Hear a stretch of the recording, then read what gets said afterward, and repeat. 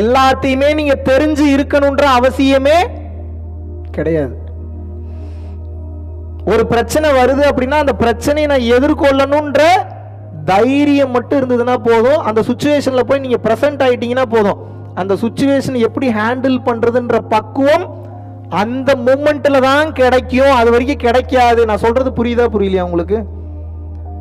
You will get the answer and you will get the solution only at the time of the presence. எப்போ உங்க presence அந்த இடத்துல 200% இருக்கோ அப்பதான் ஆட்டோமேட்டிக்கா உள்ள இருந்து வெளியே வரும் அந்த பதில். நல்லா புரிஞ்சுக்கங்க. ஐடியா கிடைச்சிருச்சுன்னு சொல்றோம், ஐடியா வந்துருச்சுன்றோம். இது ரெண்டுக்கும் என்ன அர்த்தம்? கிடைச்சிருச்சுன்னா என்ன அர்த்தம்? இப்ப கிடைச்சிருச்சு அப்படின்னா என்ன அர்த்தம்? யாரோ கொடுத்துருக்காங்கன்னு அர்த்தம். Yes or no? ஐடியா வந்துருச்சுன்னா என்ன அர்த்தம்? எங்கேயோ இருந்து டிராவல் பண்ணி வந்திருக்குன்னு அர்த்தம். Yes or no? அப்ப என்ன அர்த்தம்னா, உங்களால ஐடியாவை கிரியேட் எல்லாம் பண்ண முடியாது. உங்களால பண்ண முடிஞ்சது ஒன்னே ஒண்ணுதான், ஃபேஸ் பண்ணணும். அவ்வளவுதான். ஒரு சுச்சுவேஷனை தைரியமா ஃபேஸ் பண்ணணும். எப்ப நீங்க ஒரு சுச்சுவேஷனை தைரியமா ஃபேஸ் பண்றீங்களோ அந்த நொடி அந்த சுச்சுவேஷன்ல இறைவன் உங்க தைரியத்துக்கு மதிப்பு மரியாதை கொடுத்து என்ன பண்ணுவார்னா ஐடியா கொடுத்துருவார். அது எப்படிங்க இறைவனுக்கு தெரியும்லாம் கேட்காதீங்க. அவர் உங்களுக்குள்ளேயே தான் இருக்கிறாரு. அவரை செயல்பட விட மாட்டீங்க நீங்க. அவர் எப்ப செயல்படுவாரு? தைரியமா கட்ஸா போல்டா எப்ப டிசிஷன்ஸ் எடுக்க ஆரம்பிக்கிறீங்களோ அப்ப உள்ள இருந்து செயல்படுவார். மிகப்பெரிய சீக்ரெட் சொல்லி கொடுத்துருக்கேன் உங்களுக்கு. பல பேர் ஏன் பயந்து சாகுறீங்க, கடைசி வரைக்கும் ஜெயிக்கவே முடியல, இந்த பயம் தான். இவெல்லாம் மட்டும் பண்றான், நம்ம பண்ணவே முடியல. இப்படியே யோசிச்சுட்டு இருந்தீங்கன்னா கடைசி யோசிச்சுட்டே இருக்க வேண்டியதான். சரி, என்னதான் இருக்குன்னு பார்த்துருவோம், இறங்கிடுவோம்னு சொல்லி ஒவ்வொரு விஷயத்தையும் தைரியமா ஃபேஸ் பண்ணும்போது பதில் கிடைச்சிக்கிட்டே இருக்கும் உங்களுக்குள்ள இருந்து. It will blossom from you, it will blossom into you. ஆட்டோமேட்டிக்கா ஒரு மலர் மலர்வதை போன்று உள்ளுக்குள்ள இருந்து மலரும். ஒரு 1 கோடி ரூபாய் சம்பாதிக்கணுமா, என்ன வேணும்? நல்ல ஐடியா வேணும். வாங்கின ப்ராப்பர்ட்டிஸை சேவ் பண்ணணுமா, என்ன வேணும்? நல்ல புத்திசாலித்தனம் வேணும். இதெல்லாம் எங்க இருந்து வரும்? யோசிச்சா தானா வரும். யோசிச்சா என்ன வரும்? தானா வரும். வார்த்தையை கவனிக்கணும், அதுலயே மிகப்பெரிய அர்த்தம் இருக்கு. யோசிச்சா என்ன வரும்? தானா வரும். அப்படின்னா என்ன அர்த்தம்? யோசிக்கிறது மட்டும்தான் உங்க வேலை, விச் மீன்ஸ் பாவனை. ஒரு ஒரு ஆக்டிங். நம்மளால ஆக்ட் தாங்க பண்ண முடியும், வேற ஒன்றும் பண்ண முடியாது. கொஞ்சம் பில்டப்பா உட்காந்து அப்படியே மாசா யோசிக்கிற மாதிரி நீ பில்டப் தான் பண்ணணும். பதில் எப்படி வரும்? ஆட்டோமேட்டிக்கா தானா வரும், சூப்பரா வரும். நல்லா பண்ணி பாருங்க. வாழ்க்கையில் உங்களுக்கு பிரச்சனையை ஃபேஸ் பண்ணுமா, தைரியத்தை மட்டும் வளர்த்துக்குங்க. டைமுக்கு தான் ஆன்சர் வரும். எல்லா பதிலும் முன்னாடியே தெரிஞ்சு வச்சிருந்தீங்கன்னா பைத்தியம் பிடிச்சிரும் உங்களுக்கு. அப்படிலாம் இந்த உலகத்துல எவனுமே இல்லை. எல்லாத்தையும் அனைத்தையும் அறிந்து நான் அமர்ந்திருக்கிறேன். புத்தரும் கிடையாது, வள்ளலாரே கிடையாது. கற்றது அனைத்தும் பொய்யே, உண்டது அனைத்தும் மலமே, படியாத படிப்பை சொல்லி தருகிறோம் மம்மின்னு கூப்பிடுற. அப்படின்னா என்ன அர்த்தம்? எல்லாமே எல்லா நேரத்திலையும் உன்னால தெரிஞ்சுக்க முடியாதுரா. டைம் வரும்போது, நேரம் வரும்போது உனக்குள் இருந்து உனக்கு கெப்பாசிட்டிக்கு தகுந்தாறு போல அது உள்ளே இருந்து மலரும் என்று அனைத்து சித்தாந்தங்களும் அனைத்து வேதாந்தங்களும் சொல்கின்றது. ஏதாவது புரிஞ்சுக்க முடியுதா? ஏன் இவ்வளவு ப்ராப்ளம்ஸ் லைஃப்ல வருது? ஏன் வருது அப்படின்னா, ப்ராப்ளம்ன்ற ஒன்றை கொடுக்கல அப்படின்னா நீங்க எப்படி வாழ்க்கை என்கின்ற ஒன்றை கற்றுக்கொள்வீர்கள்? 24 மணி நேரமும் சில்லுனே இருக்குன்னா எப்படி நிம்மதியா இருந்துட முடியுமா உங்களால? கொஞ்சமாவது சூட்டை காட்டுங்கடா கண்ணில், ரொம்ப சில்லுன்னு இருக்கு, கடுப்பா இருக்கு, தோணுமா தோணாதா? தோணுமா தோணாதாங்க? 24 மணி நேரமும் ஹீட்டா இருக்கு. இப்ப என்ன தோணும் உங்களுக்கு? என்னடா இவ்வளவு வெயிலா இருக்கு, கடுப்பா இருக்கு, கொஞ்ச நேரமாவது எனக்கு ஏதாவது ஒரு சில் பண்றதுக்கு ஒரு டைமை கொடுங்கடா, கொஞ்சமாவது கூலிங்க ஏதாவது கொடுங்க. தோணுமா தோணாதா? இது போலதான் வாழ்க்கையில் உங்களுக்கு சந்தோஷமே கிடைச்சிக்கிட்டு இருந்தா ஒரு சுவாரஸ்யம் இருக்காது. கஷ்டமே கிடைச்சிக்கிட்டு இருந்தாலும் சுவாரஸ்யம் இருக்காது. இப்போ என்னன்னா, இன்பம் துன்பம் இரண்டும் கலந்ததுதான் வாழ்க்கை. இதில் இன்பம் மட்டுமே எனக்கு கிடைக்கணும்னு நினைச்சு ஓடுறீங்க. ரொம்ப தப்பான அப்ரோச். அப்படி எக்ஸ்பெக்ட் பண்ணாதீங்க. சிவபெருமானே யாரு? யார் உங்க ஏத்து வீட்டுக்காரரா சிவபெருமான்? யாரு சிவபெருமான்? யாரு? சிவபெருமான சொல்றேன். யாரை சொல்றேன்?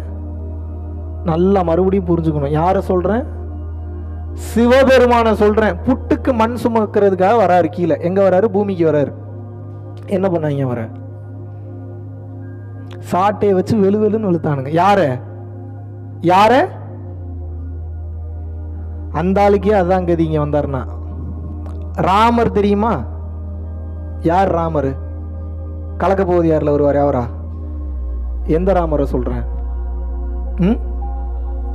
தசரதரா? பரவாயில்ல, கொஞ்சம் ஹிஸ்ட்ரி கரெக்டாக தெரிஞ்சு வச்சு. எனக்கு டவுட் வந்துருச்சு யார் தசரதர்னு யோசிக்க ஆரம்பிச்சிட்டேன் நான். சரி, ராமர்னே வச்சுப்போம். தசரதர் பெற்ற மகன் தானே. ஓகே, ராமர் எங்கே அமிச்சாங்க அவரை? 14 வருஷமா எங்கே போனார்? ஆன் சைட் ஒர்க் பண்ணுறதுக்கு போனாரா? எங்கே போயிருந்தார்? 14 இயர்ஸ் எங்கே போனார் சொல்லுங்க? வனவாசம்னா என்ன? ஜாலியாக இருக்கிற மேட்ரு அது. சோத்துக்கு வழி இல்லாமல் ஊர் ஊராக சுற்றிட்டு இருந்தார். ஏதாவது சாப்பாடு கிடைக்காதா? அது கிடைக்கும். யாருக்குங்க இந்த நிலைமை? எங்க பெருமாளுக்கே தாங்க நிலைமை.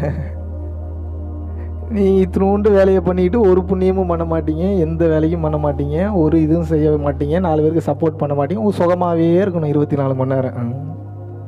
How is it possible? ஏதாவது சென்ஸ் இருக்கா? நீங்களே யோசிச்சு பாருங்க எப்படி நடக்கும் உங்களுக்கு. ராமருக்கே தான் நிலைமை. இயேசுநாதர்னு ஒருத்தர் இருந்தார், தெரியுமா தெரியாதா உங்களுக்கு? நீங்க போய் பார்க்கல, கேள்வியாவது பட்டிருப்பீங்கல்ல. சரி, என்ன பண்ணாங்க அவரை? அதுக்கு முன்னாடி எவ்வளோ டார்ச்சர் பண்ணானுங்க அது தெரியுமா உங்களுக்கு? பண்ணாத டார்ச்சரே இல்லை. பாவம் அந்த மனுஷனை போட்டு டார்ச்சர் பண்ணி உருட்டி பெரட்டி அப்பயும் விடலை. சிலுவையில் ஆணியை வைத்து அறைந்தார்கள். ஒரு சின்ன முள்ளு குத்திருச்சுன்னா நமக்கு வலிக்குது, ஐயோ அம்மான்னு சொல்லி கத்துறீங்க. சிலுவையில் ஆணியில் வச்சு அறையிறாங்க. யார? மறுபடியும் சொல்லுங்க, யார?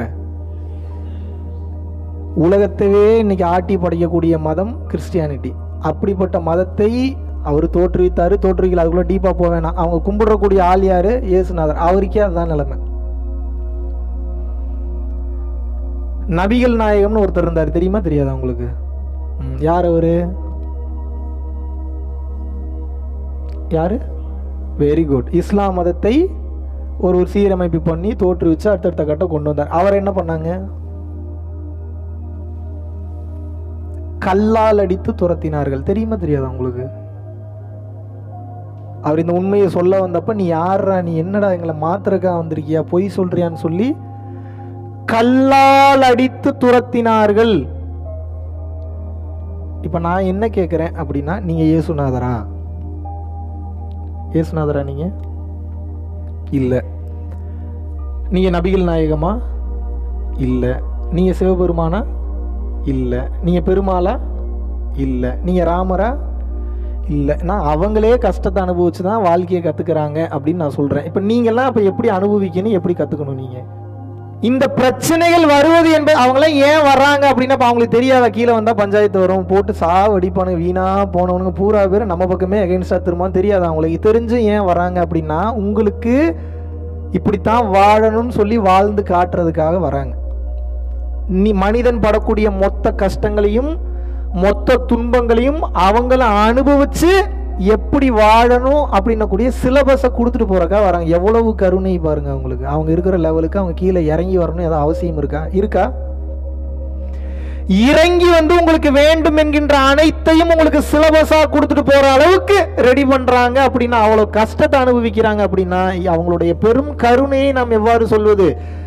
எல்லாரும் என்கிட்ட வர்றவங்க கேட்கறது இதுதான். பிரச்சனையா இருக்கு தம்பி, ஆத்திரமா அவர் இப்படி சொல்லும் போது.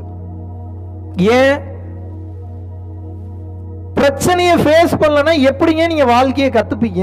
எப்படி உங்களுக்கு புரியும் ஒரு விஷயம்? நீங்க அதை கிராஸ் பண்ணணும்னாவே முதல்ல உங்களுக்கு பிரச்சனை வரணும். எரர் வராம எப்படி நீங்க வந்து பாத்தீங்கன்னா சக்சஸ்ஃபுல் ஃபார்முலாவை கண்டுபிடிப்பீங்க? 10 டைம் தப்பான ரூட்ல போனாதானே 11வது டைம் கரெக்டான ரூட்ல போவீங்க. S or no?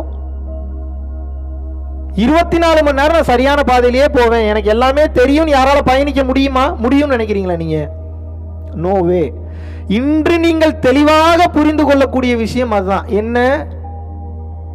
எப்பேற்பட்ட ராஜாவாக இருந்தாலும், ஜோஹரோட சுல்தானாக இருந்தாலும், மலேசியாவோட கிங்காக இருந்தாலும், மலேசியாவோட பிரதமராக இருந்தாலும், சிங்கப்பூருடைய உயர்ந்த கட்ட நிலையில் இருக்கக்கூடிய எந்த அதிகாரிகளாக இருந்தாலும் அவர்களுக்கும் பிரச்சனைகள் என்பது உண்டு.